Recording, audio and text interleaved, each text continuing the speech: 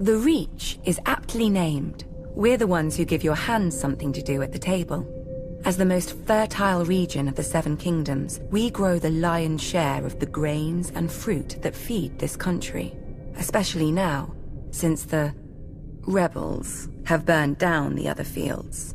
Thankfully, House Tyrell is here to do its duty to the crown and keep the capital from starvation. Yet, as with all gardens, weeds grow in the Reach too, though few name them as such. Singers fill our heads with chivalry and courtly love, fluff to make boys fight and girls swoon. Oh, the songs are good enough for a pleasure barge down the Manda. They give pleasure to the common people and harmony to the realm. But if the rise of House Tyrell proves anything, it's that virtue and honor have their place. And if you're not careful, that place is the grave. Unlike the Lannisters, Starks, and Arryns, we were never kings in our own right. House Gardner ruled the Reach since the Dawn Age, and we were their stewards. While they warred to enrich their already rich domain, we managed their castle of Highgarden. But then Aegon Targaryen landed with his dragons. Nobody knows why the Gardener King took the field against him. Anyone could see that a man who grows flowers should beware a man who grows fire-breathing monsters. But maybe it wasn't wholly his idea.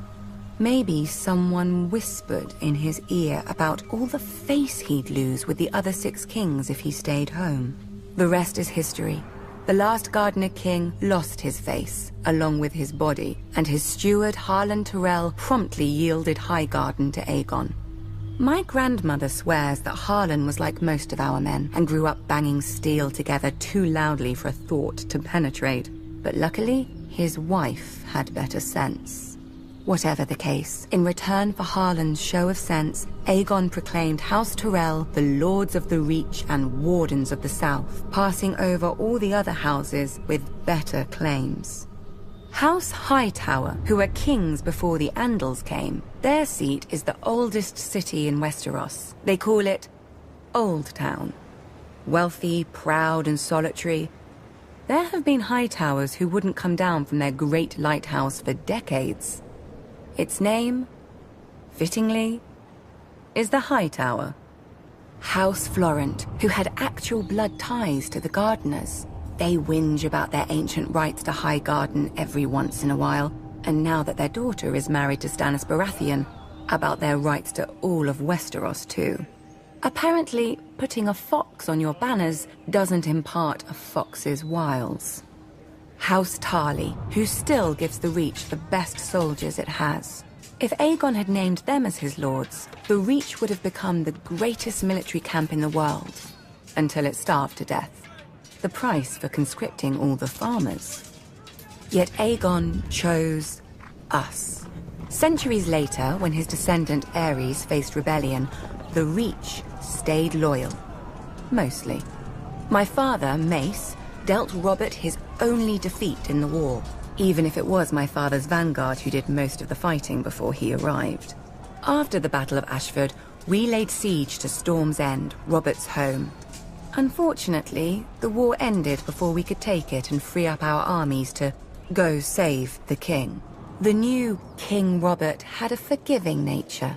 Our crimes were brushed aside without even one execution for the sake of formality.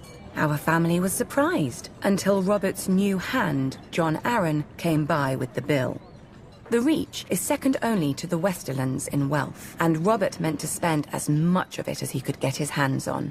We gave him the coins he wanted, and later, when he wanted our grain or fruit or wine, he gave them back at whatever price we set. Now, much of Westeros is ashes. The rest of it is armies. As the Starks are fond of saying, winter is coming, and for leagues outside the capital there isn't a harvest to be seen. Have no fear. The Reach is, as always, bountiful. House Tyrell will manage the harvest and keep the Seven Kingdoms from starvation like the good stewards we once were. Just ask House Gardner.